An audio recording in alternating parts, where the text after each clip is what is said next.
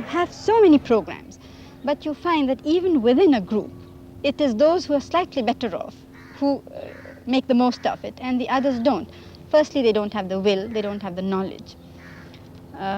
It's something like, suppose you open a library. Well, it's free, anybody can come and read, but if you don't know how to read, you can't use it.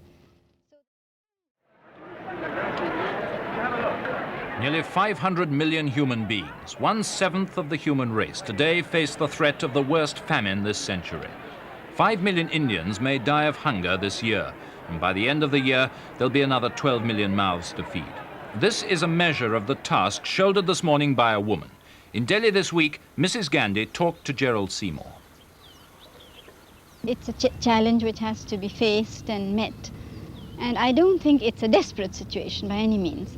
But it does need tremendous unity in the country and a very determined effort to solve these various problems. And of course, you know that the situation has been complicated by the great drought we had this year. That was one of the reasons for the food shortage. How serious is this food shortage going to be in the spring? I think it's still difficult to give a definite answer, because if it rains, it should rain now in January. And if it rains, it does help a bit. But of course, we are getting food from outside, and I think that might tide us over the really difficult period. I've never thought at any moment that the food situation was so difficult as to create great starvation. You would not expect a famine situation in the spring? Not really, if we prepare to meet it. You see, if we drift along, well, anything can happen. But if we are prepared to change our food habits and, to have a really good distribution system, I think that we can meet it. From this week, they're meeting it with American aid, which was partly cut back for punitive reasons during India's war with Pakistan over Kashmir. Now the emergency grain shipments are pouring in. President Johnson's ordered 1.5 million tons to be sent in this month, up to 15 million tons this year. But shipping the wheat is one thing. Clearing it from the ports last weekend was another. Obsolete handling methods means much of it will never be distributed in time to save lives. Cereals, rice and wheat make up more than 80% of India's diet. Last year's crop failure could mean death by starvation for 5 millions. That's half the population of London. Nor do relief shipments mean automatic salvation, because it's reckoned that for every ton of grain rushed from America, another ton will be eaten by India's unchecked horde of rats. What's left goes on the ration. Since December, people in centres of over 100,000 population have been limited to 12 ounces of grain a day. Prices have doubled in the past few months. The cost of eating just enough to keep alive makes a big hole in the average Indian's income. He earns about 2 shillings a day. Statistics are hard to come by, but it's estimated that the cost of one Centurion tank, £50,000, would feed 1 million Indians for one day. India lost 50 Centurions in the fight over Kashmir this winter. The money spent on them might have tided 1 million people over 2 months of famine. But the ration queues prompt more realistic considerations. Can India's communications get the grain where it's needed? The trains at least are fairly dependable, but the existing railway network just can't cope with the number of trains needed to feed the country.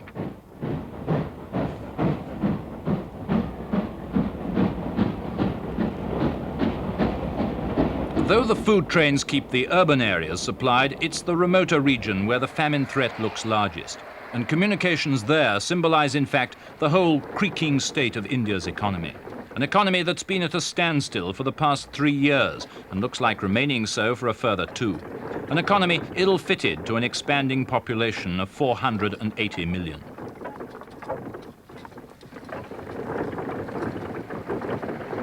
Eight Indians out of every 10 live off the land. It needs big, efficient units. What it gets is more and more small units, because farmers have large families hoping for sons to keep them in old age. The result, more farmers, more splitting up of land, more inefficiency. Can India break this vicious circle? There's a tendency to say that let us concentrate on agriculture, or a group will say no, we must concentrate on industry. As I see it, all these things are so interlinked that you cannot really separate one from the other. I don't think you can increase agricultural production without having better industry and increased industrial production. But of course you have to balance and make priorities. I mean, if there's a very difficult food situation, obviously you may stop producing certain other things and lay greater emphasis on that. But it's not really true to say that we have not emphasized agriculture earlier on. We have, but we have failed to a certain extent in the implementation of these programs, and in what is very important, which is in creating a new outlook amongst the people. But how do you create a new outlook among people concerned with age-old problems? The daily problem of where the next meal's coming from, the perennial problem of water for the crops, sometimes too much, this year too little. Vast tracts of Indian countryside are facing the worst drought since 1899. If they lose the hand-to-hand battle for survival, the results could be far worse than in the Bengal famine of 1943. Death roll 4 million. Then only one state was affected.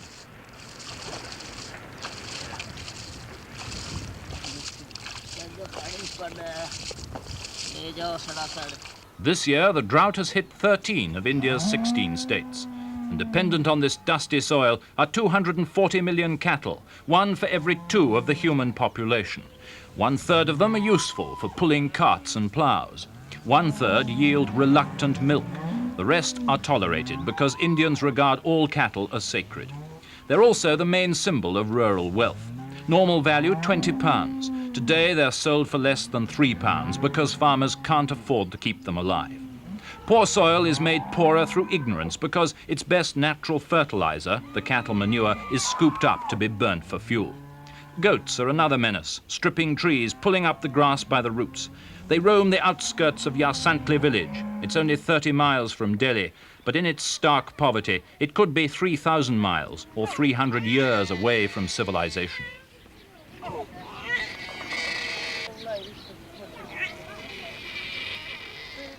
Sant Lal once worked on the land. 6 months ago, his strength failed him. Now he makes 2 shillings a day at his sewing machine. To buy it, he raised £9 from the local moneylender. So he supports a wife on borrowed money. And as the famine edges nearer to Yarsantli, they and other families live on borrowed time.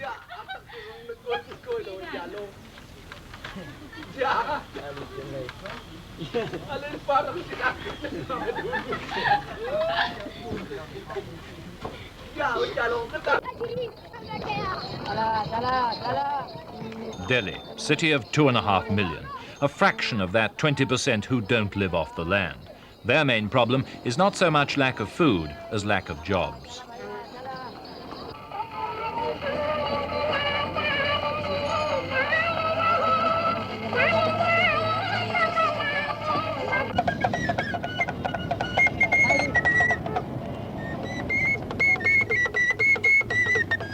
The battle in the dust could well be the story of India's own struggle unless she gets her teeth into the problem of economic priorities. Power-driven pony clippers in the bazaar are a poor substitute for the technological aids so often lacking in the factories.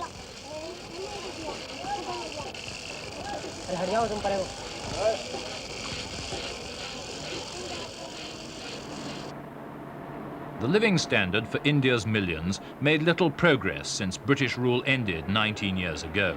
Nor will it, perhaps, until her leaders in Parliament give India the economic momentum she needs. Gerald Seymour asked one of Delhi's leading industrialists, Mr. Bharat Ram, if India could ever become an industrial nation.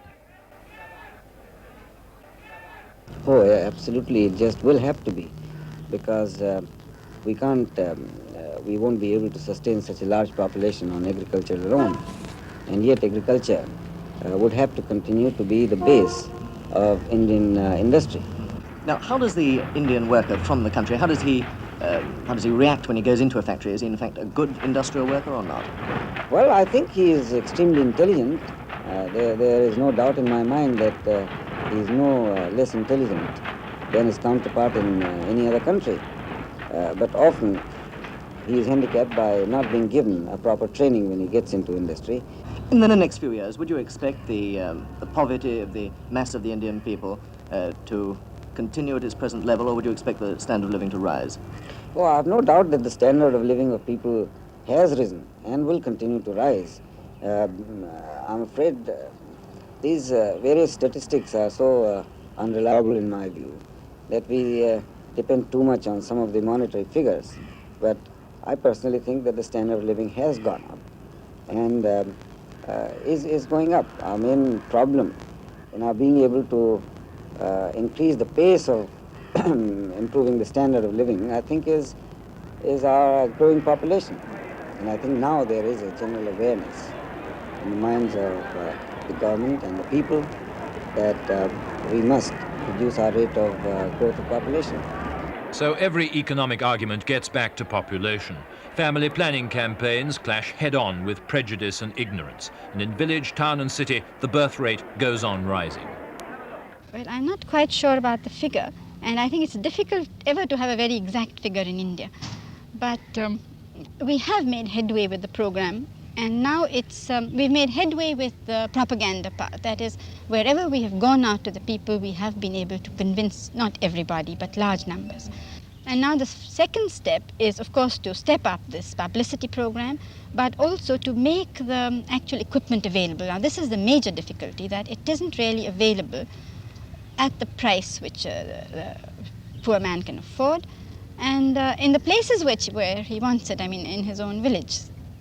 Whether or not they can afford a family, Indian tradition demands a lavish wedding. Married in Delhi this week, Man Mohan, age 25, occupation government clerk, salary £5 a week. Marriage is an expensive affair for both families. His parents must provide a home for the newlyweds. Her parents meet the cost of the ceremony and the wedding feast. They must also provide the dowry. Matrimonial economics in India are part of a hard and fast social setup, as inflexible as that barrier to progress, the caste system. How much has that broken down? You see, it has broken down in some ways and strengthened in others. As a religious or an emotional appeal, I would say it is considerably cracked. Does it have an effect on the economy of India? Well, to some extent, yes, but I was talking about the strengthening of it. Now, it's come up as an economic and a political factor. That is, a person will exploit his caste to get something. I mean, either an economic benefit or in an election, ask his caste members, community to support him. So that I think now it's more, when the country is better off, I think this will gradually go. And what has destroyed it, or at least is helping to destroy it, is urbanization and industrialization, because it doesn't work in a town or in a factory, but it does still in villages. For some, though, it still works everywhere. Priests belong to the Brahmin caste, the highest. The priest at Kamla Nagar, Old Delhi, is a widower with one son at university. He makes £2 a week from the charity offerings of the faithful.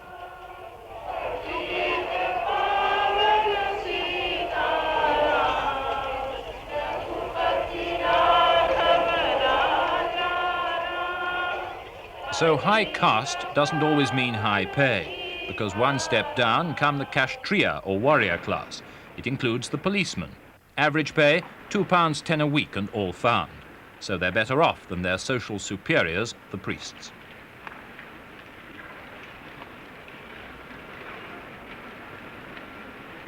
For Rameshwadas, aged 19, the policeman's lot is a happy one. Even happier, his social inferior, the cloth merchant, who can make £10 a week, while the street cobbler, with 7 children to feed, scrapes by on 7 and 6pence a day after 22 years at his trade.